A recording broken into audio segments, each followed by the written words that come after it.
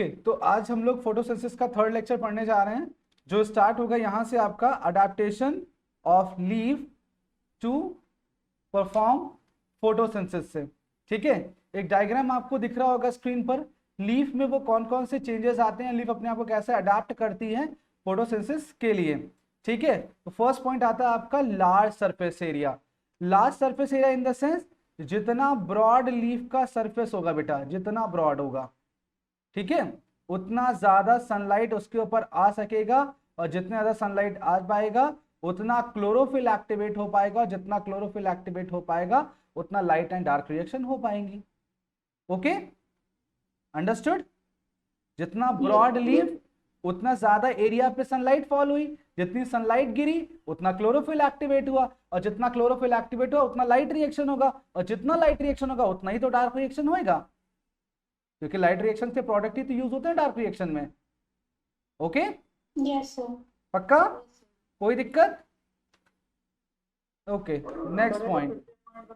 Sir जितनी broad leaf की surface होगी, देखो जितनी बड़ी लीफ की सरफेस होगी उतना उस पर सनलाइट गिरेगी, जितना सनलाइट गिरेगी उतना जो क्लोरोफिल इसके अंदर प्रेजेंट है वो एक्टिवेट होएगा, जितना क्लोरोफिल एक्टिवेट होएगा उतना लाइट रिएक्शन होएगा, और जितना लाइट रिएक्शन होगा उतना डार्क रिएक्शन होगा, यानी उतनी फोटोसिंथेसिस होएगी।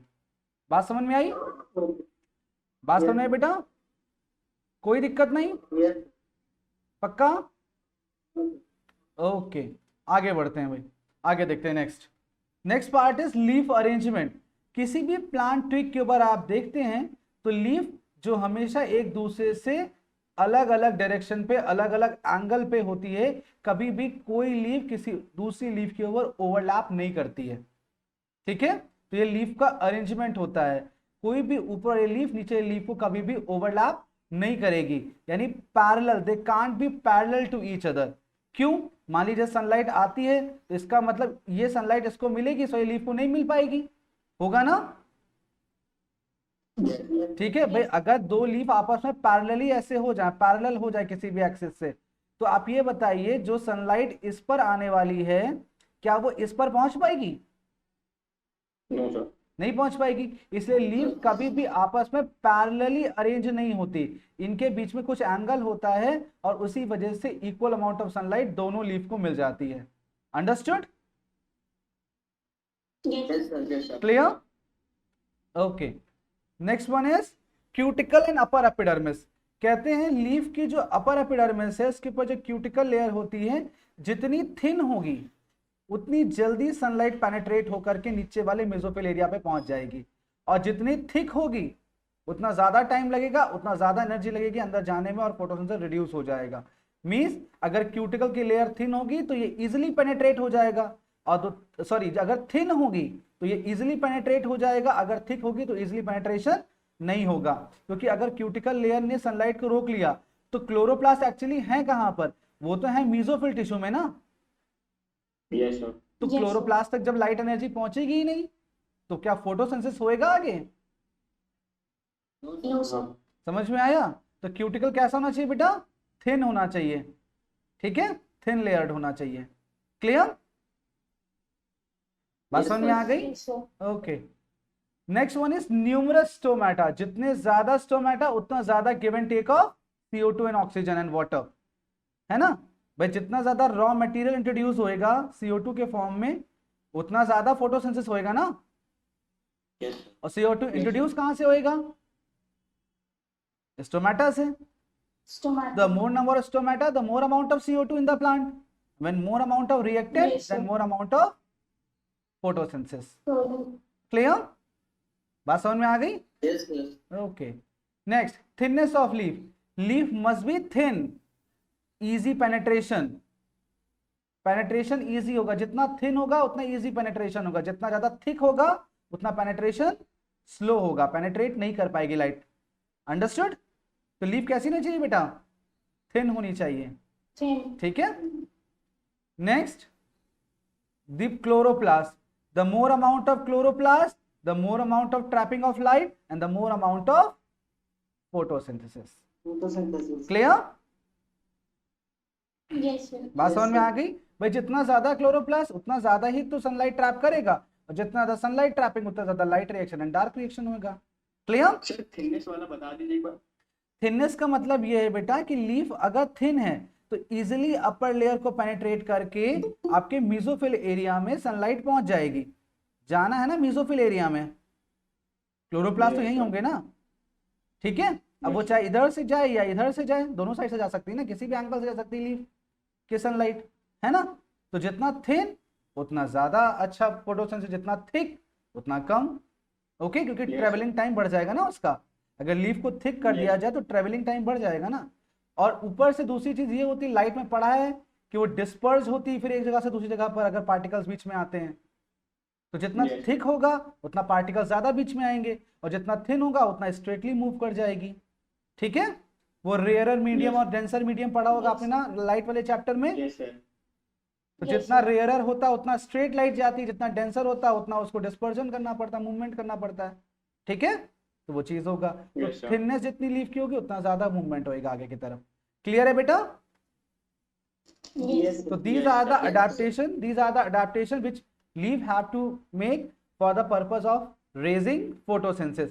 कौन कौन सी चीजें होनी चाहिए? लीफ का सरफेस एरिया ब्रॉड होना चाहिए, क्योंकि जितने एरिया पे लाइट पड़ेगी उतना ज्यादा फोटोसिंथेसिस होएगा।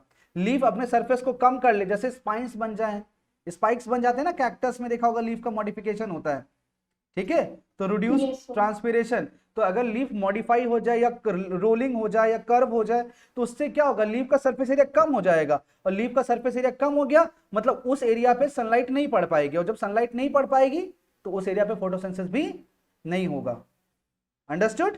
तो जितना ज्यादा लीफ ब्रॉड होगी उतना Yes. ज्यादा फोटोसिंथेसिस वहां पर हो जाएगा। लीफ अरेंजमेंट, लीफ कभी भी एक के ऊपर एक नहीं होती, वो एंगल वाइज होती है, मतलब ठीक है। कभी अगर पैरेलल हो जाएगी मतलब ऊपर वाले पे गिरी, नीचे वाले को सनलाइट नहीं मिल पाएगी। समझ में आया? तो लीफ हमेशा क्या होगी, एक एंगल पे Yes, होती sir. ताकि दो सारी लीफ पर प्रॉपर्ली इक्वली अमाउंट पे सनलाइट मिल जाए। इवन ब्रांचेस का भी अरेंजमेंट उसी बेसिस पे होता है प्लांट में, कि हर एक पार्ट को इक्वल अमाउंट ऑफ सनलाइट मिले, ठीक है। कभी ब्रांचेस भी एक के नीचे एक नहीं लगी होती, पैरेलल नहीं लगी होती कभी भी, ठीक है। समझ में आया? Cuticle Yes, and sir. Upper epidermis, sir. Cuticle must be thin, cuticle जितना थिन होगा इजिली पेनिट्रेशन होगा। जितने स्टोमेटा होंगे उतना ज्यादा give and take of gases होएगा। जब गैसेस का गिव एंड टेक का मतलब जितना CO2 एंटर करेगा उतना ही तो रिएक्टेंट मिलेगा प्लांट को। CO2 and Yes. Water are the reactant Yes, for sir. Photosynthesis ना। तो जितना CO2 Yes, एंटर sir. करेगा Okay. उतना ही तो फोटोसिंथेसिस होगी। जितनी थिन लीफ होगी उतना ज्यादा पेनिट्रेशन होगा, जितने ज्यादा क्लोरोप्लास्ट होंगे उतना ज्यादा फोटोसिंथेसिस होगा। तो these are the adaptation of leaf to perform photosynthesis. Is this clear to everyone? Yes, sir. पक्का? Sir, यहाँ पे एक और पॉइंट दिया हुआ है, extensive when system. Extensive when system क्या है बेटा? देखो अभी अगर मैं एक लीफ की बात करूं तो ये आपका मिड वेन होता है बेटा। जितना ज्यादा वेन सिस्टम डिवाइड कर दिया जाएगा उतना लीफ के हर एक सेल तक प्रॉपर वाटर सप्लाई हो पाएगी। वेन सिस्टम वेनेशन होता है बेटा प्लांट में, 2 टाइप का होता है, भी बताऊंगा मैं आपको। वेनेशन होने से लीफ के हर एक पार्ट तक प्रॉपर अमाउंट में वाटर पहुंच सकता है। अंडरस्टूड? तो that is the Yes, when sir. System. Clear? We can Yes, see sir. 2 type of vein Yes. system, parallel venation and reticulate venation. We can see 2 type of leaf are there. इस तरह की leaves होती हैं बेटा, जिसमें venation ऐसे ऐसे भी होता है।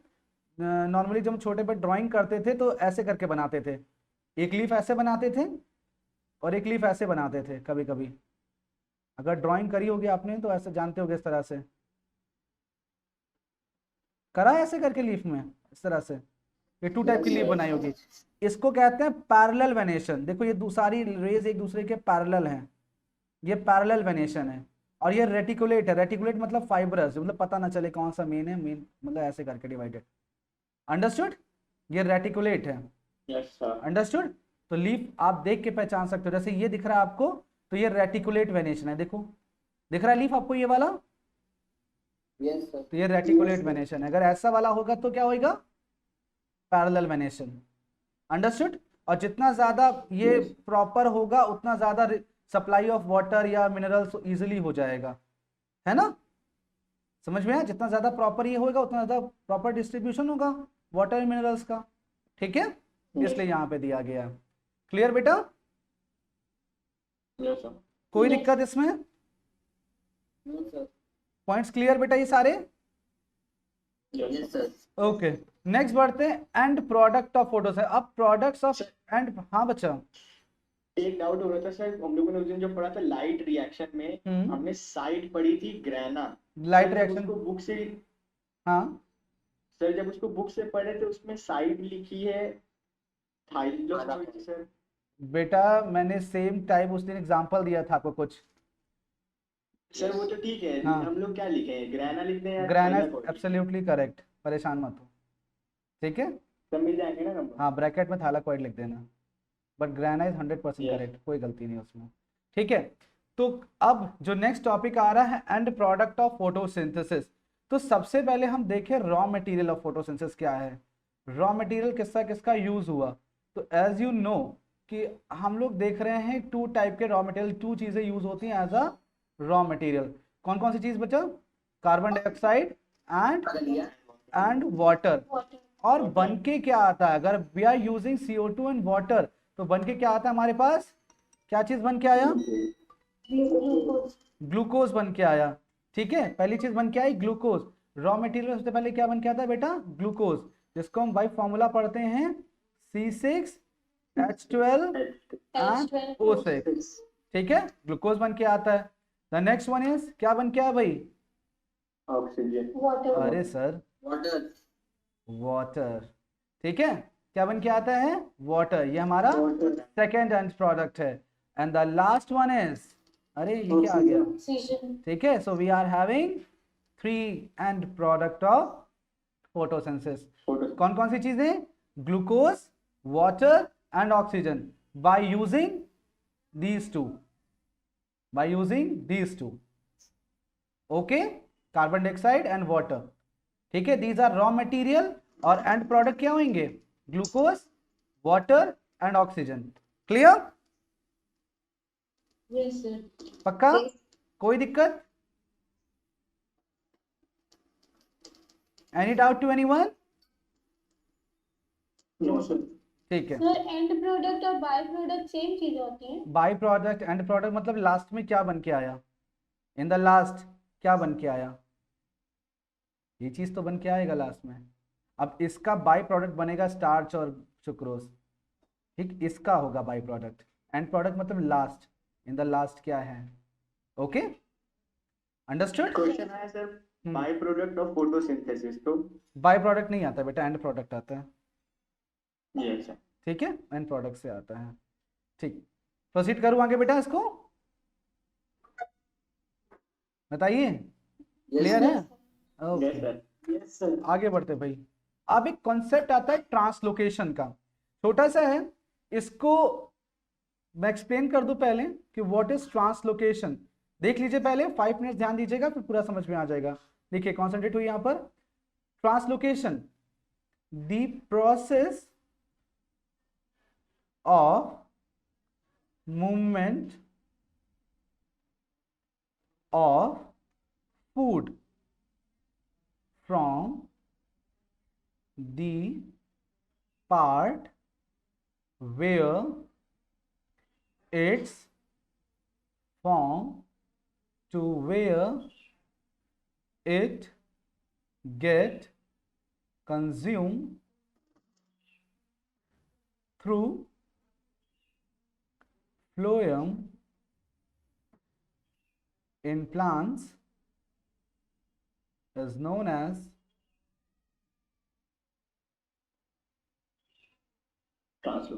ट्रांसलोकेशन, ठीक है। प्लांट में जहां से फूड फॉर्म होता है, ऑब्वियसली बात है, जहां फूड फॉर्म होता है कहाँ फॉर्म होता है? लीफ में, लीफ में फॉर्म होता है। और कहाँ तक जाना होएगा, मतलब जहां भी कंजप्शन हो सकता है, किसी भी डायरेक्शन में, ऊपर, साइड में, नीचे, कहीं भी जा सकता है। तो इस प्रोसेस को क्या कहेंगे हम लोग?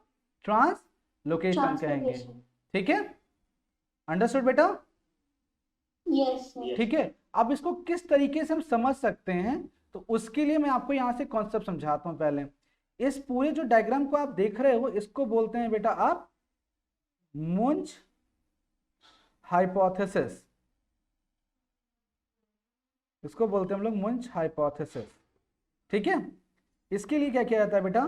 First of all we have to take a we have to take 2 beakers of same size. Sir हाँ बच्चा, सर थोड़ा सा मिड में लिख दीजिए सर, साइड वाला बोर्ड दिख नहीं रहा मुझे। अच्छा चलिए, सर साइड की स्क्रीन। ये साइड नहीं दिख रहा आपको, जूम करिए इसको, पिन करिए, इस पर पिन करिए। सर पिन किया हुआ है सर, पता नहीं क्यों नहीं दिख रहा। तो अच्छा चलिए ठीक है, इस साइड दिख रहा है यहाँ पे, सर अपडेट नहीं हो रहा। इस साइड दिख रहा है। यस सर दिख रहा है। ओके चलिए, ये होता है आपका मुंज हाइपोथेसिस, इसको बोलते हैं मुंज हाइपोथेसिस। एक साइंटिस्ट थे मुंज, उन्होंने दिया था। तो इसके लिए we have to take same size of 2 beakers, ठीक है। इसमें हम लोग इसको पहले नेम देते हैं, this is beaker A and this is beaker B.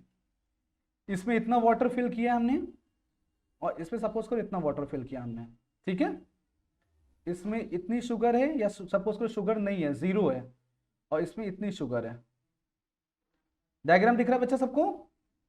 Yes sir. Okay yes sir. ठीक है। अब अगर इन दोनों बीकर को हम ऐसे करके ऐड कर देते हैं, ये एक जंक्शन से ऐड कर दिया, ठीक है, और बाकी ये एयर टाइट पूरा ऐसे क्लोज है, ये भी ऐसे एयर टाइट ऐसे पूरा क्लोज है, और एक जंक्शन से ऐसे ऐड कर दिया है,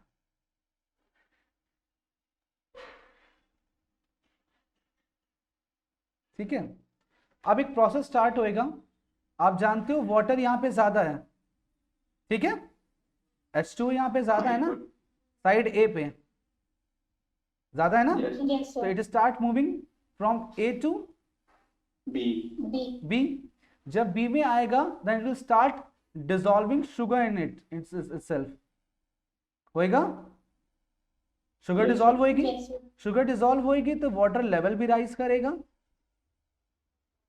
करेगा, yes sir. Water level Yes. Rise करेगा, एक जगह आएगी ऐसे जब दोनों लेवल सेम हो जाएंगे, मान लो ऐसे ये Yes. लेवल सेम हो जाएगा, फिर ये स्टॉप हो जाएगा ना, यस सर। यस पक्का? सर। अच्छा ठीक है। फिर हमने क्या किया, यहाँ पे एक होल किया और एक बाहर से एक दूसरा सोर्स बनाया जो इसने वहां पे वाटर ऐड करे, इसमें डाल दिया हमने और वाटर ऐड किया। जब वाटर ऐड किया यानी अब वाटर फिर ज्यादा हो गया, होने लगा, यहाँ पर होने लगा। यस अब Yes. Again the water start moving here, again it will start dissolving Dissolve. Diluting sugar. धीरे धीरे अब ये लेवल और ऊपर बढ़ेगा, बढ़ते Yes, यहाँ Yes, आएगा, sir. यहाँ आएगा, यहाँ आएगा, यहाँ आएगा। अब डिसॉल्व्ड शुगर यहाँ से कहाँ जा रही है, यहाँ आ रही है, यहाँ आ रही है, यहाँ आ रही है, यहाँ आ रही है ना, Yes. होगा, यस सर। और यहाँ आके गिरना शुरू हो जाएगी, ठीक है। मतलब वाटर यहाँ से जाता रहेगा और शुगर यहाँ से आती रहेगी, ठीक है, होगा। Yes, sir. ये प्रोसेस फिर Yes. स्टॉप हो जाएगा, कब? जब दोनों साइड पे सेम साइड की शुगर हो जाए और सेम साइड वाटर हो जाए, फिर स्टॉप हो जाएगा, Yes, sir. हो जाएगा ना। This water process, the Yes, sir. Moving process will stop when the both amount of sugar on both side will be equal, हो जाएगा ना। लेकिन हम फिर वही काम कर दें, यहाँ हम वाटर ऐड कर दें, यहाँ हम शुगर ऐड कर दें, then this process will again start and never stop, होगा। तो बस इसी चीज को दिखाया गया है यहाँ पर। अब कंसीडर करिए, this X beaker X represents root, understood, and beaker Y represent leaf, understood. Root having water and it's provide through xylem, understood, isn't it? Yes, sir. This is xylem. Yes, sir. Xylem जब water पहुंचाएगा, यहाँ पे क्या थी, sugar will start diluting, water will start diluting sugar dissolve होगी, water में जाएगी और start moving toward this side, and this osmometer shows the direction of movement. ये जो निडल है जिस तरफ बेंड हुई है वो बता रहा है कि movement from right to left side हो रही है, दिखा रहा है ना ये। अगर ये बिटवीन हो जाएगा, स्ट्रेट हो जाए इस तरह से, इट मींस नो मूवमेंट, और अगर इस साइड बेंड है it means movement from right to left. कब तक होता रहेगा बेटा? जब तक बोथ साइड शुगर की क्वांटिटी Same. सेम ना हो जाए या वाटर की क्वांटिटी सेम ना हो जाए, तो बेटा रूट कभी भी वाटर देना नहीं छोड़ती और लीफ शुगर प्रोड्यूस करना नहीं छोड़ता। और जब यहाँ शुगर का लेवल हमेशा डाउन होता है, क्यों? क्योंकि रूट के जो सेल हैं वो भी तो कंज्यूम करेंगे sugar. Yes, sir. Root cell will absorb the sugar na, so that is why this process will never stop, and this represents Translation. Phloem. ये जो ऊपर वाला पार्ट है किसको रिप्रेजेंट कर रहा होगा? फ्लोएम, क्योंकि इसमें शुगर मूव कर रही है ना, तो ये पूरा जो प्रोसेस है रिप्रेजेंट कर रहा है आपके ट्रांसलोकेशन में। मींस जो डिफरेंट कॉन्सेंट्रेशन होता है शुगर एंड वाटर का, इसी वजह से फ्लोएम के थ्रू वाटर के में डिसॉल्व होकर शुगर नीचे आती है। बात समझे भाई? आपको मैंने बताया था कि वाटर का जो मूवमेंट होता है वो through out the plant body होता रहता है। एक साइड से मिनरल लेके ऊपर जाता है, एक साइड से शुगर लेके नीचे आता है। शुगर मतलब सुक्रोज यानी फूड, नीचे आता है ना भाई। जाइलम से वाटर प्लस मिनरल्स लेके गया, लीफ में पहुंचा, लीफ ने वो वाटर कंज्यूम किया ग्लूकोज से, ग्लूकोज फॉर्मेशन करने में, और ये वाटर कंज्यूम हुआ। यहाँ पे क्या आप लिविंग सेल तो देख नहीं सकते, हमने यहाँ पे डिवाइस बनाई, यहाँ तो ग्लूकोज प्रोड्यूस नहीं होगा, लेकिन जो ये शुगर है आपने जो यहाँ से ऐड करी वो डिसॉल्व तो हो सकती है ना उस वाटर में। This flask will absorb water and the level of water will rise and step by step it starts moving from side B to side A या side Y to side X. दिख रहा है बेटा direction? Yes, sir. Is this clear to everyone? Yes, sir. Yes, sir. ठीक है। अगर दोनों side sugar level same हो जाएगी this process will stop, but ऐसा होने नहीं देते हैं हम शुगर रिमूव कर देते हैं यहां से। We have removed sugar from here. जब शुगर रिमूव हो जाएगी तो ये शुगर और ये लेवल और मूव करेगा आपका side Y to side A X. Understood बेटा? Sir, हाँ बच्चा? और ये मुंच में डबल आई क्यों लगा है? डबल आई नहीं बेटा, यू है उसके ऊपर दो कोफिशिएंट लगे हैं। This is U and this is, ये कोफिशिएंट लगा है, मुंच कहते हैं इसको, not munch. Okay, this is Munch hypothesis. बड़े लोग अपने नाम को कुछ भी Sir, ये प्रोनाउंस, point क्या है? बेटा ये इनका कोई ग्रीक या ऐसा लैटिन करके कुछ उनका रहा होगा, जिसकी वजह से इसका प्रोनाउंसिएशन जो है मुंच होता है, नॉट मंच। ठीक है, Yes. वो बड़े लोग कुछ भी कर सकते हैं, साइंटिस्ट है ना वो, इस वजह से Yes. उन्होंने डॉट लगा दिए थे। तो this is Munch hypothesis. Is this clear to everyone? So by the same way food moves। हाँ बच्चा? सर इस डायग्राम से किस टाइप के क्वेश्चन आ सकते इस डायग्राम से कोई क्वेश्चन नहीं आ सकता, मैंने आपको केवल समझाया है कि व्हाट इज ट्रांसलोकेशन। आपको डेफिनेशन आनी चाहिए ट्रांसलोकेशन की, बस मैंने आपको कॉन्सेप्ट समझाया है कैसे फूड मूव करता है। हाँ बच्चा? हैं? साइंटिस्ट के बारे में कुछ आ सकता है? वो है ही नहीं आपके सिलेबस में सर, आपके सिलेबस में केवल डेफिनेशन है ट्रांसलोकेशन की। ठीक है, you only requires the definition of translocation. तो अगर आप कोई पूछे जनरल एक आइडिया लग जाएगा ना व्हाट इज ट्रांसलोकेशन, यस और नो। तो बस वही चीज है, आपको बतानी है ट्रांसलोकेशन क्या है। The process of movement of food from the part where is form to the part where get consume. मतलब शुगर जहां से फॉर्म हुई से वहां जो शुगर जहां पे कंजप्शन हो रहा है। अगर आप बीकर एक्स को ध्यान दे रहे हैं तो यहाँ पे शुगर का कंजप्शन हो रहा है, एंड बीकर वाई को ध्यान दे तो वहां पे शुगर का प्रोडक्शन हो रहा है ना, तभी तो ऐड ऑन होती जा रही शुगर वहां पे, यस और नो। तो बस सेम चीज वही हो रही है यहाँ पे, प्लांट में भी ये चीज होती है। ये एरिया लीफ को रिप्रेजेंट करे, ये एरिया जो है आपका रूट को रिप्रेजेंट करा जहां तक फूड का कंजप्शन होना है। क्लियर बेटा? Is this clear to everyone? Yes, sir. पक्का? Okay, should I proceed next slide? हाँ बच्चा? एक पॉइंट लिखा है बुक में, glucose is used in synthesizing fats and protein. इसका हाँ, मतलब ग्लूकोज यूज होता है बेटा synthesize of fat and protein. मतलब मेनली जो प्लांट में जो फूड जो फॉर्म होता है वो ग्लूकोज के फॉर्म में होता है, बट प्लांट्स में भी फाइटो हार्मोन्स होते होंगे या ऐसा कोई केमिकल होता होगा जो फैट फॉर्म में या प्रोटीन के फॉर्म में भी फॉर्मेशन होता होगा। तो मेनली जो वो ग्लूकोज होता है वही आगे जाके फर्दर न्यू केमिकल्स बनाने के काम में आता है, चाहे वो प्रोटीन हो या फैट हो।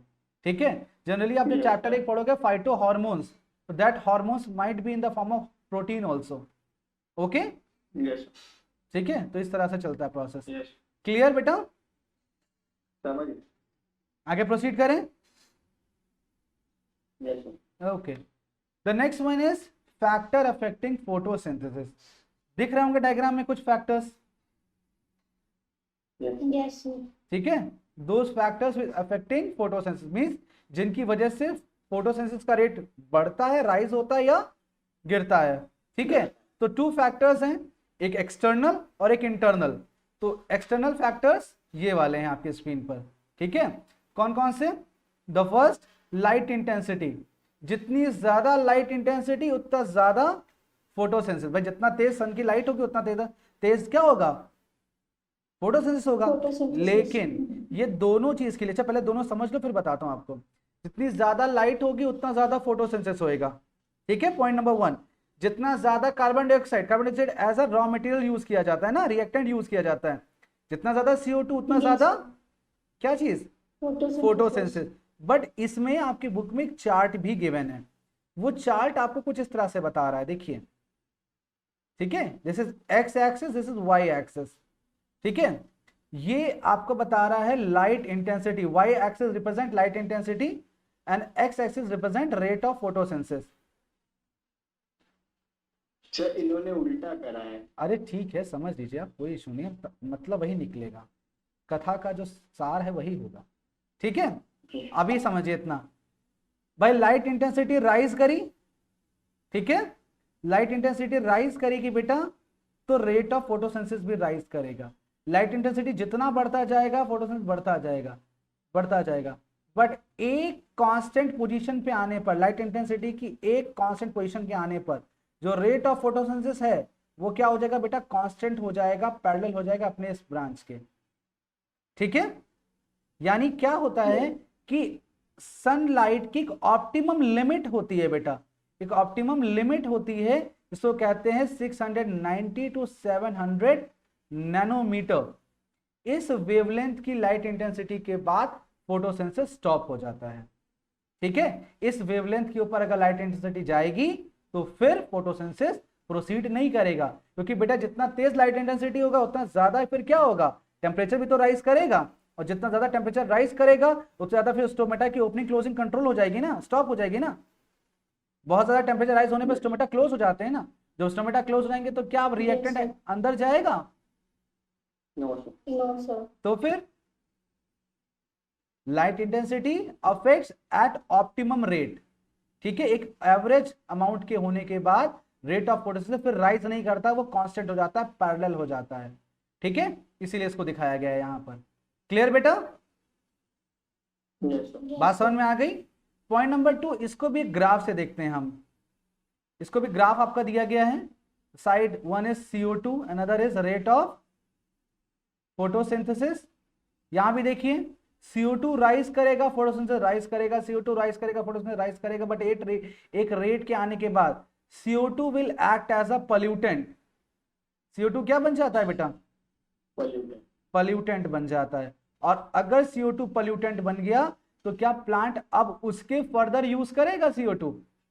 No, sir. प्लांट में No, जितनी क्वांटिटी है उतना ही तो CO2 का कंजप्शन होएगा, उसके ऊपर थोड़ा ले लेगा। आप जानते होगे कि प्लांट कैसे इन्वायरमेंट को क्लीन करता है, आप जानते हो कि प्लांट इन्वायरमेंट को क्लीन करता है बाय यूटिलाइजिंग CO2, है ना। प्लांट CO2 यूज करके प्लांट इन्वायरमेंट को बैलेंस करता है ना, ग्लोबल वार्मिंग को कंट्रोल करता है। ग्लोबल वार्मिंग के लिए अभी आपका एक G7 हुआ है, G7 अभी एक मीटिंग हुई थी, याद है ना, 7 कंट्रीज की, Yes, sir. Yes, sir. जिसमें इंडिया जो था as a observer country join किया था, जिसमें जो हमारे प्राइम मिनिस्टर हैं उन्होंने एक स्लोगन, एक चीज अपनी रिकमेंडेशन करी थी वहां पर कि हमें जो ग्लोबल वार्मिंग है या जो हमारा इन्वायरमेंट है इसके बारे में भी सोचना चाहिए। कई सारी कंट्रीज हैं जिसमें अमेरिका भी था, उनको बोला था कि आप CO2 का जो एमिशन कर रहे हो उस पर कंट्रोल करिए, ठीक है। क्योंकि आप जानते हो जितना ज्यादा CO2 आएगा आपके अर्थ के ऊपर उतना ज्यादा ग्लोबल वार्मिंग बढ़ेगी, है ना। और ग्लोबल वार्मिंग कंट्रोल करने के लिए सबसे अच्छा जो आइडिया है या जो मेथड है वो क्या है? प्लांटेशन करना, ठीक। जितना प्लांटेशन करोगे, जितना एफोरेस्टेशन करोगे, उतना प्लांट CO2 कंज्यूम करता जाएगा, जितना CO2 कंज्यूम करेगा उतना ऑक्सीजन प्रोड्यूस करेगा, ठीक है। समझ में आ गया? तो Yes, sir. CO2 भी एक लिमिट के बाद क्या हो जाता है बेटा? स्टॉप हो जाता है, प्लांट उसको इनटेक करना बंद कर देता है, ठीक है। समझ में आया? भाई जितनी स्टोरिंग कैपेसिटी होगी उतना ही तो CO2 उसको दे पाओगे, उसके ऊपर थोड़ा ना ले पाएगा वो। ठीक है, समझ में आया? Yes sir. ठीक। नेक्स्ट वाटर, ये भी प्लांट के लिए एक एक्सटर्नल फैक्टर है, जितना ज्यादा वाटर उतना ज्यादा फोटोसिंथेसिस। ठीक है, वाटर लॉस में भी काम में आता है, क्योंकि अगर वाटर लॉस होता तभी तो give and take of CO2 होता है ना, CO2 ऑक्सीजन का ट्रांसपिरेशन में भी यूज होता है वाटर। तो water is also use factor affecting में, एक्सटर्नल फैक्टर में यूज कर सकते हैं कि वाटर एज अ रिएक्टेंट है, जितना ज्यादा वाटर होगा उतना ज्यादा फोटोसिंथेसिस परफॉर्म करेगा प्लांट। ठीक है, टेम्परेचर के लिए अगर बात की जाए बेटा तो 25 degree Celsius to 35 degree Celsius, ये टेम्परेचर जो होता है ये बेस्ट सूटेबल टेम्परेचर है फॉर फोटोसिंथेसिस। इसके नीचे जो हैं, जो एंजाइम्स हैं जो एक्टिवेट होने चाहिए वो एक्टिवेशन नहीं होता, एंजाइम एक्टिवेशन नहीं होता है, नॉट पॉसिबल बिलो दिस। और इसके ऊपर एंजाइम एग्जिस्ट नहीं कर पाएंगे, डेड हो जाएंगे, एग्जिस्टेंस नहीं है, existence not possible, not possible. Sir हाँ बच्चा, तो सर जो बहुत ज्यादा हाई टेम्परेचर एरिया होता है, जैसे कहीं कहीं कहीं कभी कभार 40 डिग्री पहुंच जाता है, तो सर वहाँ फोटोसिंथेसिस नहीं होता होगा? बिल्कुल नहीं होता होगा, दोपहर में थोड़ा प्लांट फोटोसिंथेसिस करता होगा, स्टोमेटा ही नहीं खुलता होगा उनका। और इसीलिए मैंने आपको बताया था कि जो हमारे ज़ोरोफिटिक एरिया के प्लांट होते हैं उनके अंदर जो इंटरनल मॉर्फोलॉजी है वो डिफरेंट होती है, बताया था ना, C4 साइकिल, क्योंकि उनको दूसरी तरीके से वर्क करना है ना। ठीक है, समझ में आया?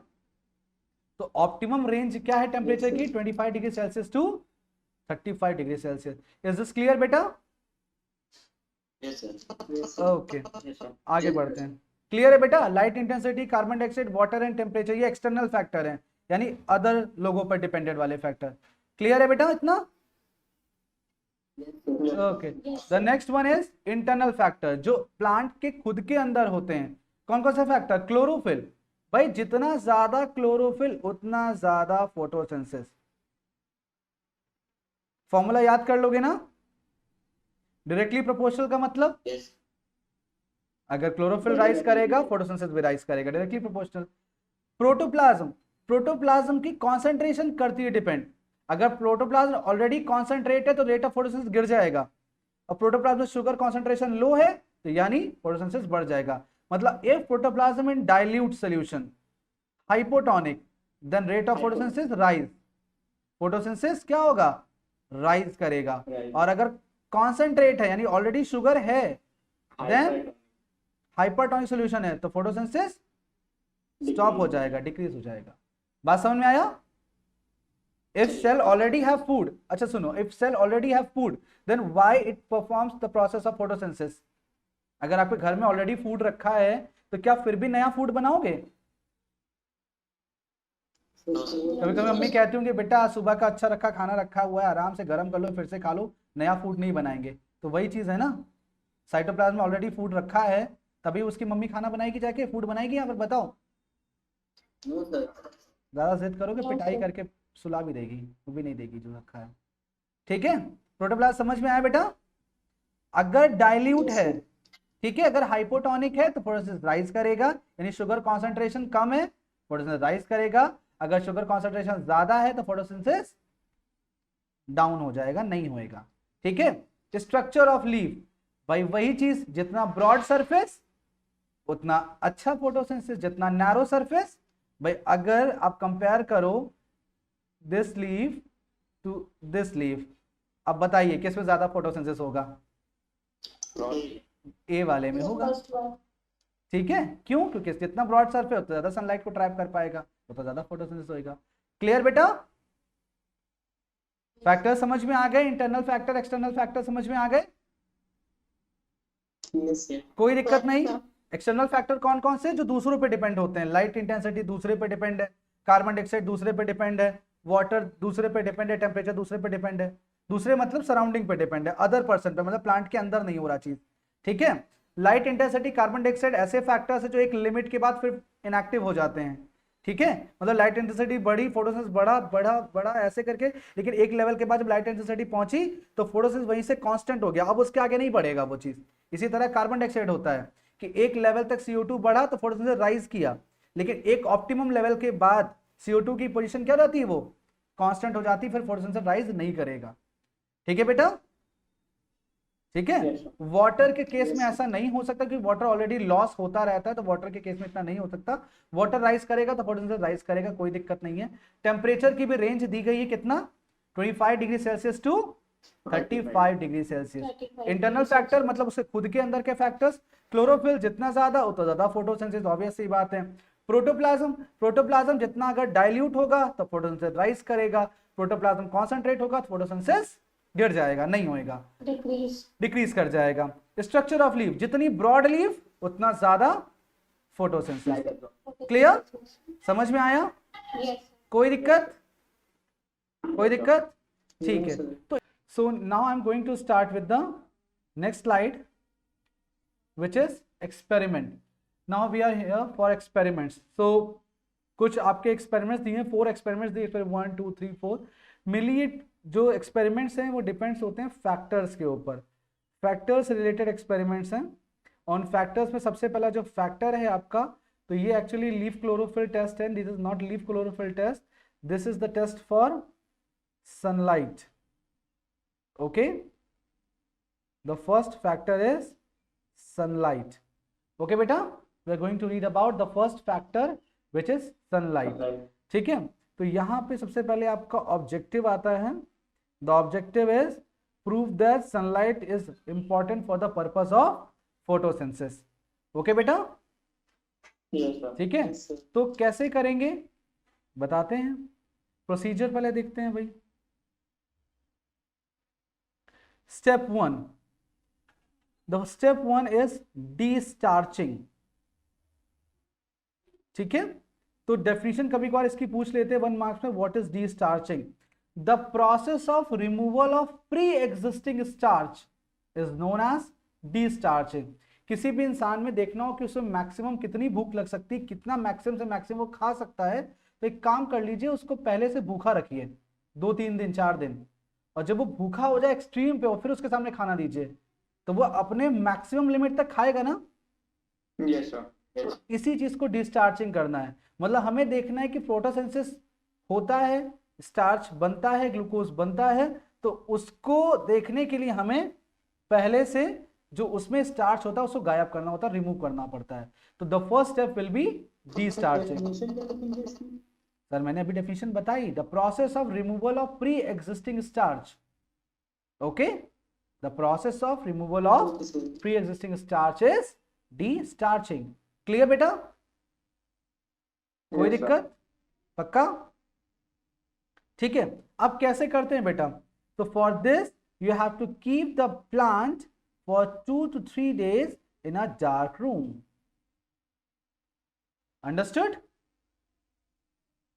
इन अ डार्क रूम, जहां पे सनलाइट ना पड़े, और सनलाइट नहीं पड़ेगा तो वहां पर उसको फूड आगे फॉर्म नहीं करेगी।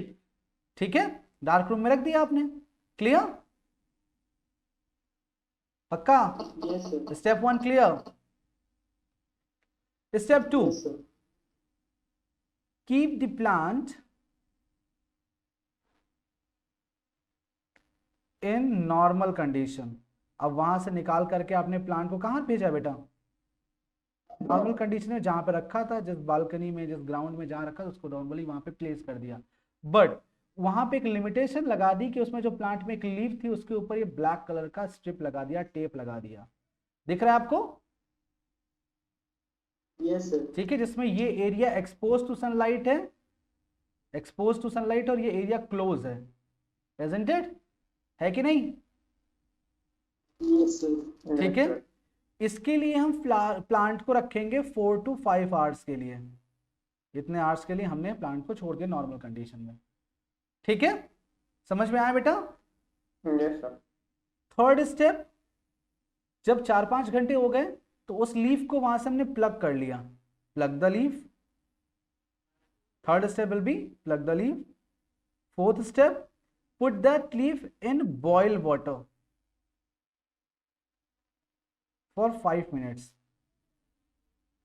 ठीक है, रीजन क्या होता है बेटा बॉइल वाटर में डालने का? अगर लीफ के सेल्स लिविंग हैं और उसको आप बॉइल वाटर में डालोगे तो सडनली किलिंग ऑफ सेल हो जाएगा, सडनली किलिंग ऑफ सेल हो जाएगा ना। बॉइल वाटर में एकदम से लीफ डालो, भाई टूटने के बाद कुछ सेल्स तो मर गए होंगे, ऑब्वियस सी बात है, लीफ प्लग करी थी ना प्लांट से, कुछ सेल तो जी मर गए सर। होंगे, लेकिन जैसे आपने बॉइल वाटर में डाला तो ये कंप्लीटली सेल डेड हो जाते हैं, और फर्दर अगर जो प्रोसेस होना होगा, लिविंग प्रोसेस होना होगा, वो नहीं होगा। ठीक है, अंडरस्टूड? Yes sir.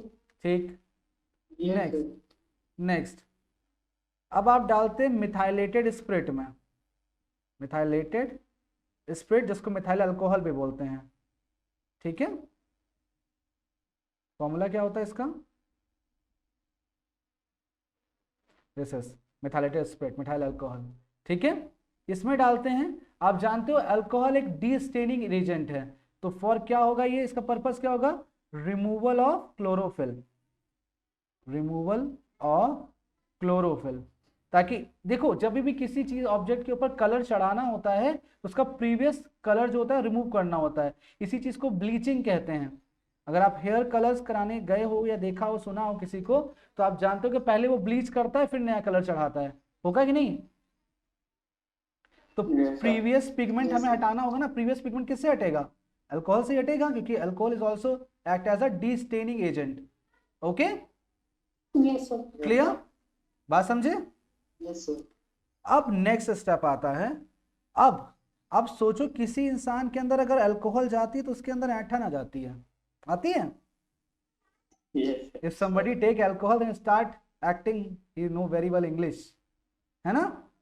तो अल्कोहल गई है इस पार्ट के अंदर तो ऐंठन आएगी कि नहीं आएगी? आ जाएगी सर। Yes, sir. ठीक है, क्या करना पड़ेगा सर इसके लिए? नॉर्मल वाटर, तो नॉर्मल करना पड़ेगा। हाँ नॉर्मल वाटर में जब अल्कोहल ज़्यादा आती है तो ठंडे पानी में गिरा दिया जाता है, कितनी देर के लिए? 5 मिनट्स के लिए। ठीक है, purpose to remove hardness. Hardness. ठीक है, रिमूव हार्डनेस, ये भी 5 मिनट्स के लिए था, सारा काम 5 मिनट में हो रहा है। ठीक है, समझ में आया भाई? Yes, sir. Boil water, methylated spirit और नॉर्मल वाटर में। अब जब ये हो गया देन सेवेंथ स्टेप में iodine solution, put in iodine solution. Iodine solution, iodine solution जो होता है बेटा वो 5% पोटेशियम आयोडाइड होता है dissolved in 100 ml water. 5% potassium iodide dissolved in 100 ml water, sorry 1000 लिख गया, 100 ml वाटर। ठीक है ना, दिख रहा है? आयोडीन सोल्यूशन डालते हैं। Iodine is act as a indicator of starch, जहां जहां स्टार्च होगा वहां पे कलर कर देगा। ठीक है, अंडरस्टूड बेटा? Indicator of starch. ठीक है, अब देखिए यहां पर आपने ऑब्जर्वेशन क्या देखा? ऑब्जर्वेशन आपके सामने आया दो चीज का, एक एक्सपोज्ड एरिया का, एक्सपोज टू सनलाइट, और एक क्लोज्ड एरिया, है ना बेटा? यस और नो? सर एक्सपोज्ड और कवर्ड कहाँ से हो? भाई ये exposed area, expose to sunlight है ये एरिया जो दिख रहा है आपको, और ये क्लोज Yes, एरिया था, yes. यही तो हुआ ना? ऑब्जर्वेशन क्या दिख रहा है आपको? एक्सपोज्ड एरिया जितना था वो ब्लू ब्लैक कलर में हो गया, देखिए जितना एरिया एक्सपोज Yes, था ब्लू ब्लैक कलर में हो गया, और क्लोज एरिया में नो कलर चेंज, या हल्का सा ब्राउनिश हो गया, नो कलर चेंज और ब्राउनिश, isn't it? हुआ कि नहीं? Yes, sir. कंक्लूजन क्या निकाला आपने? अब कंक्लूजन, ये पूरा मैं पूरा जैसे प्रैक्टिकल लिखते हैं उसी बेसिस पे समझा रहा हूं आपको। कंक्लूजन क्या निकला आपका? कंक्लूजन ये निकला बेटा, एक्सपोज एरिया था तो सनलाइट प्रेजेंट और क्लोज एरिया पे absent, isn't it? Expose area था तो फोटोसिंथेसिस प्रेजेंट, ऑब्वियस सनलाइट होगी तो फोटोसिंथेसिस होएगा ना, और क्लोज एरिया पे नो फोटो, एब्सेंट। स्टार्च अगर फोटोसिंथेसिस हुआ है तो स्टार फॉर्मेशन प्रेजेंट, यहां पे Yes, sir. एब्सेंट, तो blue black colour present and here absent. Hence chlorophyll is hence sunlight is necessary for the purpose of photosynthesis. Clear everyone? Yes, sir. I think this is the easiest method to explain this experiment. It's very well planned and जो भी step है आपके one by one step में, तो इस तरह से आप उसको समझ सकते हो.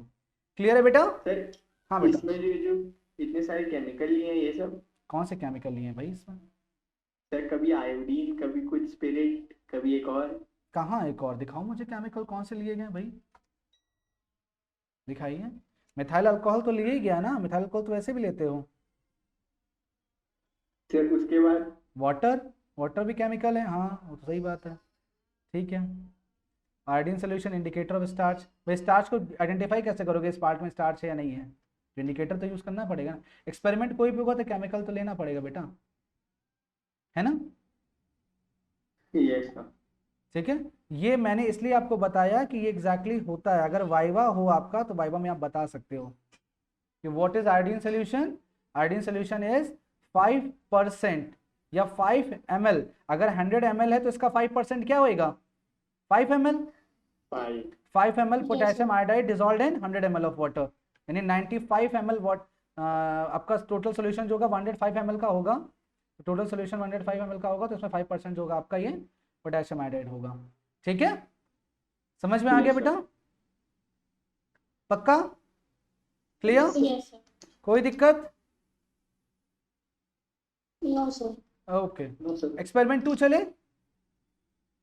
Yes, sir. सारे स्टेप्स उठा के यहाँ डाल देना, सारे स्टेप्स वही होंगे, बस थोड़ा सा चेंज होएगा. एम क्या है भाई इसका? वहां जो एम था वही यहाँ Sir, एम है. chlorophyll. हाँ, यहाँ पे टेस्ट किसका करना है बेटा? क्लोरोफिल इज इम्पॉर्टेंट और नॉट. ठीक है.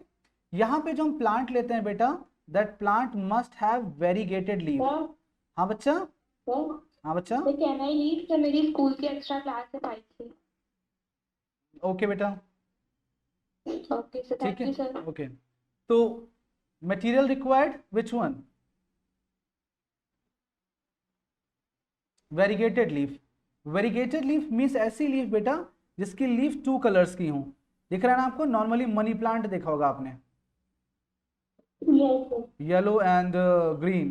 क्रोटन देखा होगा, क्रोटन व्हाइट एंड ग्रीन होता है बेटा कॉम्बिनेशन. ठीक है. तो ऐसी लीफ जिसको वेरीगेटेड लीफ कहते हैं, मतलब मल्टीपल कलर की हो. ठीक है, दिख रहा है बेटा? Yes, sir. अब वही सेम स्टेप्स हैं इसमें. The first of all destarching. Destarching कर दिया. 24 आवर्स कर सकते हो, मैक्सिमम 2 to 3 आवर्स है बेटा. इसके बाद प्लांट डाई हो जाएगा, मर जाएगा, फोटोसिंथेसिस नहीं करेगा. ठीक है, इतना बिना भूखा रखो कि मरी जाए वो.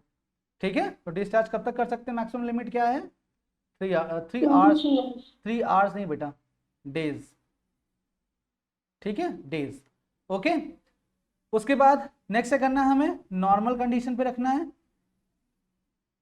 नॉर्मल कंडीशन पे रखना है बेटा. नॉर्मल कंडीशन पे कितनी देर रखना है बेटा? 4 to 5 आवर्स के लिए. After that plug the leaf. Leaf plug करने के बाद, जैसे मान लीजिए आपने ये लीफ लिया है तो उस पर एक पेंसिल से या किसी चीज से ऐसे मार्क कर दीजिए कि यहाँ पे क्लोरोफिल नहीं था, है ना? तभी तो ये येलो पोर्शन था. ऐसे करके लीफ दिख रही है आपको, ऐसे दिख रहा है? मैंने ऐसे मार्क कर दिया, ऐसे मार्कर से या किसी चीज से आप ऐसे मार्क कर दीजिए. परमानेंट मार्कर से ऐसे करके आपने मार्क कर दिया. तो इस लीफ को प्लग कर दिया आपने, प्लग कर दिया और ऐसे मार्कर से ऐसे एक मार्क बना लिया ऐसे करके.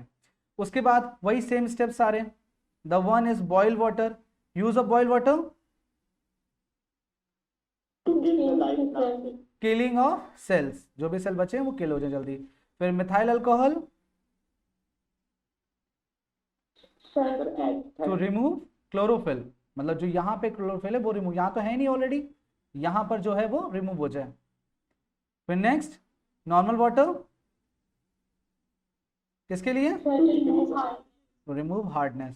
And then after iodine solution. Iodine solution होएगा. ऑब्जर्वेशन क्या होएगा? ऑब्जर्वेशन जब आप देखोगे तो 2 एरिया हैं, एक तो व्हाइट एरिया है और एक ग्रीन एरिया है ना? ठीक है. व्हाइट एरिया जो आपने मार्क किया था, यहां पर नो कलर चेंज, और ग्रीन एरिया जो होगा वो ब्लूइश ब्लैक हो जाएगा. देखो आपको दिख रहा होगा यहाँ पे ब्लूइश ब्लैक दिख रहा है। Yes, sir. जो एरिया ग्रीन है वही एरिया ब्लू कलर में कन्वर्ट हुआ है। देखो जो व्हाइट एरिया है वहां पे नो कलर चेंज दिख रहा है, नो कलर चेंज, हल्का सा ब्राउनिश कलर होता है। कलर जहाँ पे जब ब्लीच करते हैं तो ब्राउनिश हल्का सा कलर आता है ना, ब्राउनिश कलर। कंक्लूजन क्या लिखेंगे आप, वही same conclusion, photosynthesis white area पर absent, Present. Absent white area पर, और Yes, ग्रीन sir. एरिया पर present. Present. Chlorophyll Absent. Chlorophyll. white area पर absent, एब्सेंट, ग्रीन एरिया पर present. present, okay, then starch formation Absent. Absent here and present, present here. Blue black color Ab- absent and here present. Present. hence chlorophyll is also important Yes. for plant. Necessity for photosynthesis. ठीक है, understood beta? Yes, sir. Yes, sir. So now I'm going to start with experiment 3. Experiment 3, the aim is, objective will be, aim will be CO2 carbon dioxide. Okay, same setup, same steps. The first step will be de-starching. How long? 3 to 4. अरे नहीं sir, 2 to 3 days. ठीक है। Then normal condition, normal condition में भी, normal condition में भी controlled setup. Control setup कैसा, किसी एक पर्टिकुलर लीफ को एक प्रॉपरली एयर टाइट ग्लास जो बॉटल है उसमें रख करके ऐसे हाफ पोर्शन, लाइक सपोज करो आपकी ये लीफ है, दिस इज योर लीफ, इसका ये हाफ पोर्शन ऐसे करके एक ऐसे बीकर में है, इस बीकर के अंदर आपका KOH सोल्यूशन है। Understood? This beaker has Yes, KOH solution. दिख रहा है, ये half expose to outer condition है, ये हाफ क्लोज्ड है। दिख रहा है बेटा? Yes, sir. Yes, sir. ठीक है, ये Yes, लीफ, sir. ठीक है, नॉर्मल कंडीशन कितनी देर के लिए? 4 to 5. 4 to 5 same days. Process. Next, plug the leaf. Next, अच्छा KOH क्यों यूज किया? जानते हो KOH is the absorbent of CO2, है ना? KOH यूज कर लेता है, एब्जॉर्ब कर लेता है। Then after that remove from this condition, इस कंडीशन से हटा दिया, और लीफ को क्या किया फिर हमने?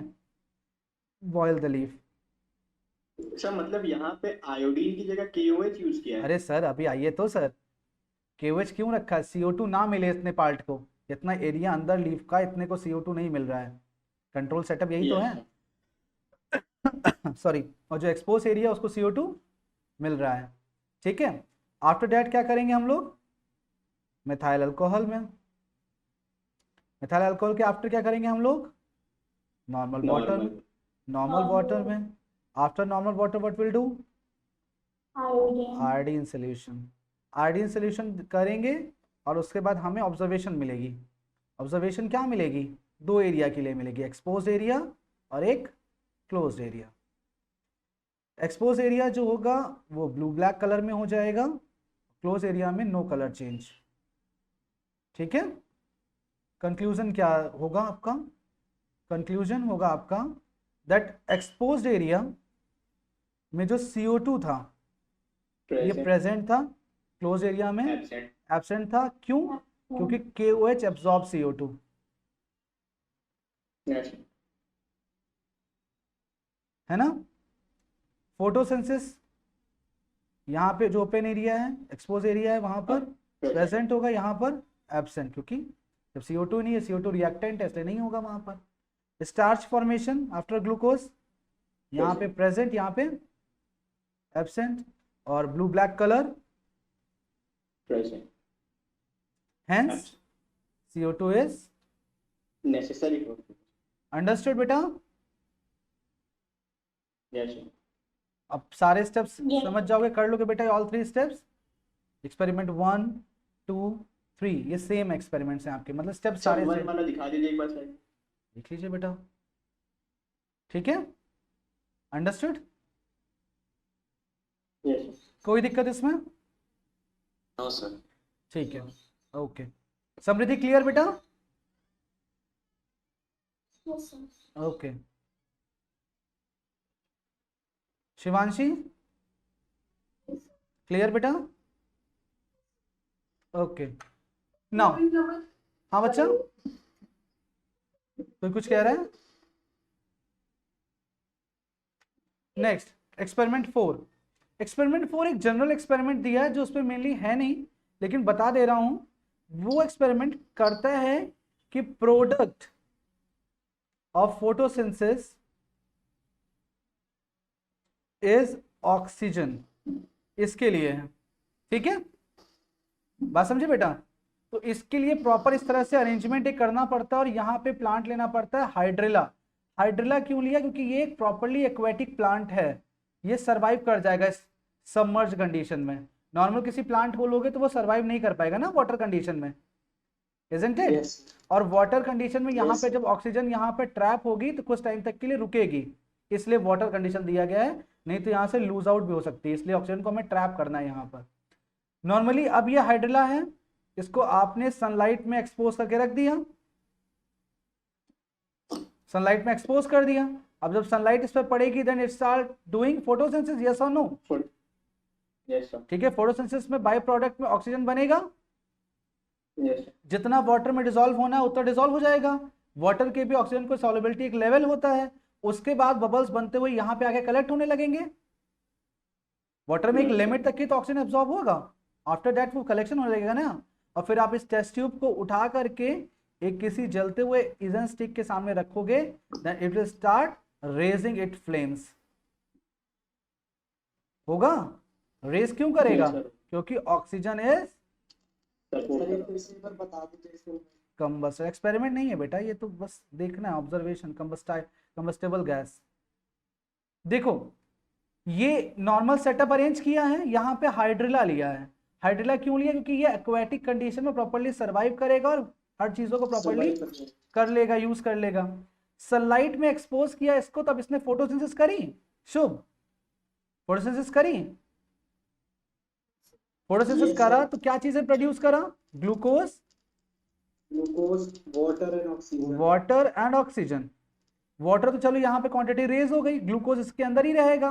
ऑक्सीजन जब बाहर जाएगा तो वाटर में एक लिमिट तक ऑक्सीजन एब्जॉर्ब होता है ना, डिसॉल्व्ड ऑक्सीजन होता है ना इसमें, यस सर। वो कर लेगा। Yes. लेकिन उसके ऊपर जितना भी ऑक्सीजन होगा वो यहाँ आके कलेक्ट हो जाएगा, इस बॉटम में आकर कलेक्ट हो जाएगा।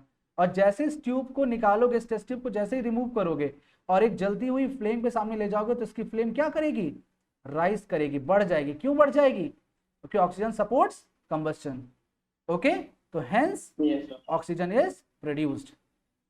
ठीक है, hence oxygen is produced during the process of photosynthesis. Clear? Sir एक बार फिर बता दीजिए डिस्चार्ज क्यों करते हैं ये इसको? भाई Definition. डिस्चार्ज इसलिए करते हैं बेटा, हम लोग यहाँ पर रिक्वायरमेंट पूछी जाती है डिस्चार्ज क्यों करते हैं। अगर हम डिस्चार्ज ना करते बेटा तो इस पूरे एरिया पे पहुंचा होता ना, स्टार्च रहता ना, तो ये भी तो कलर में आ जाता फिर तो। तो सर इसमें क्या लिखे? Differentiate between. Differentiate between what? किसके बारे में Sir, बेटा? सर स्टार्च डिस्चार्ज किस लिए किया? To differentiate between the plant, to differentiate between two different condition.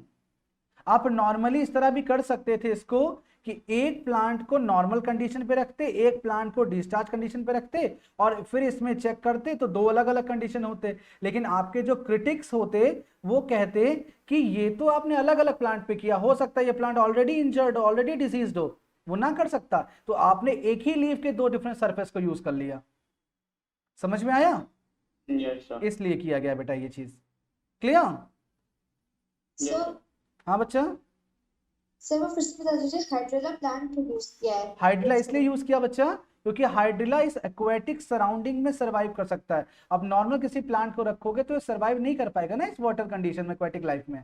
आप हाइड्रेला की जगह कोई भी एक्वेटिक प्लांट ले सकते थे यहाँ पर। कहने का मुद्दा यह है कि एक्वेटिक प्लांट लेना ताकि वाटर के अंदर सबमर्ज रहे। वाटर के अंदर सबमर्ज रहेगा तो ये ऑक्सीजन ट्रैप कर पाओगे यहाँ पर, नहीं तो लूज हो जाएगी ना यहाँ से।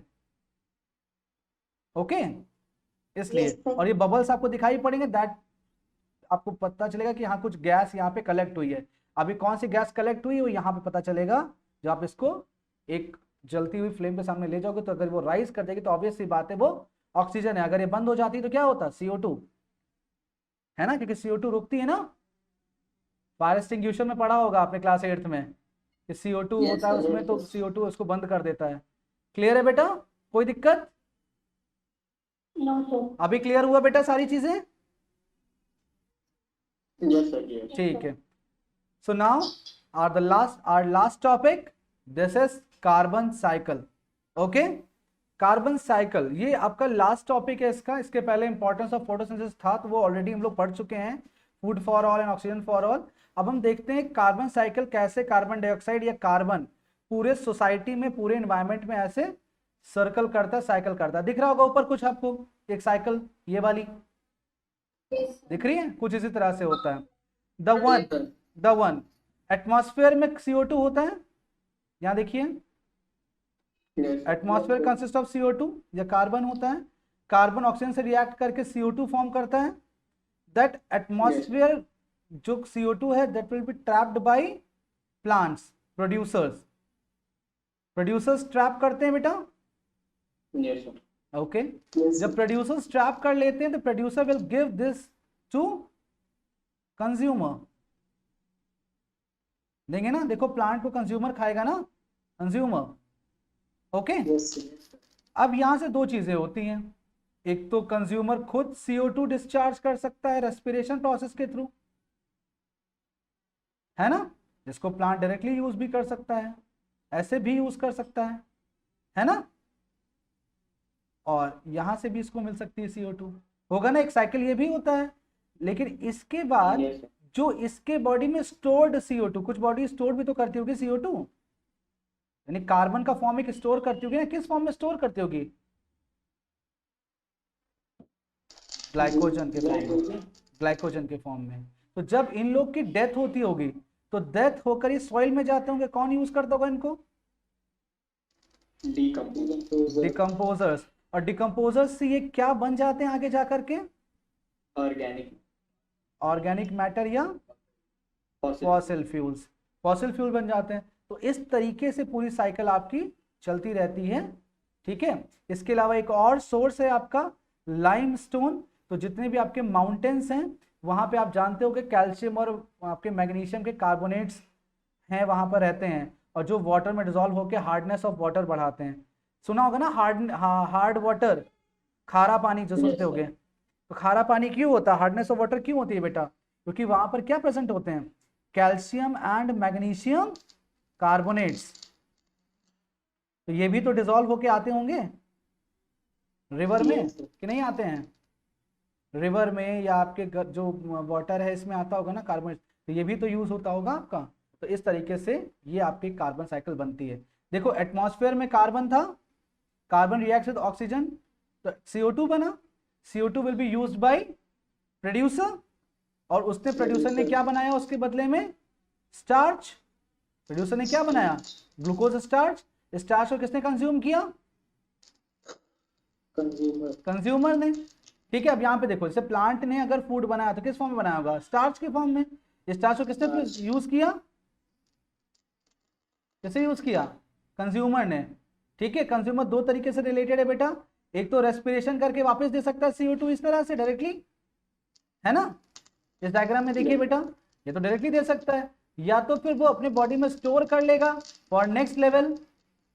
स्टोर करेगा किस फॉर्म में, ग्लाइकोजन के फॉर्म में।